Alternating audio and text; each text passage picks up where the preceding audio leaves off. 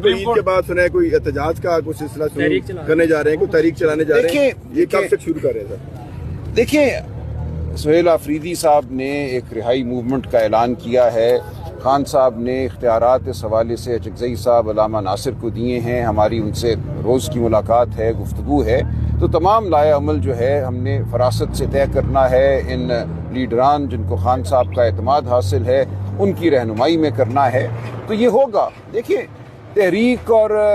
Movement سے جو آپ کے ذہنوں میں ایک نقشہ بیٹھا ہے کہ ایک آخری دن ہوگا جب لوگ کسی ایک مخصوص چوک کی جانب آئیں گے، وہ صرف تحریک نہیں ہے۔ تحریک ایک ملک گیر عمل کا نام ہے، ایک ہمہ جہتی عمل کا نام ہے، وہ ذہنی سطح پہ ہے، فکری سطح پہ ہے، سڑکوں کی سطح پہ ہے، ہر سطح پہ ہے، اور ہم بار بار یہ کہتے ہیں کہ یہ عمل جو ہے پورے ملک میں رائج ہوگا، یہ کسی ایک گلی یا ایک چوک پہ تحریک نہیں ہے، یہ تحریک پورے ملک کی آواز ہے، پورے ملک کے لوگ جو ہیں وہ عمران خان کے ساتھ کھڑے ہیں اور ہم نے ان کو ساتھ لے کر چلنا ہے، تو یہ عمل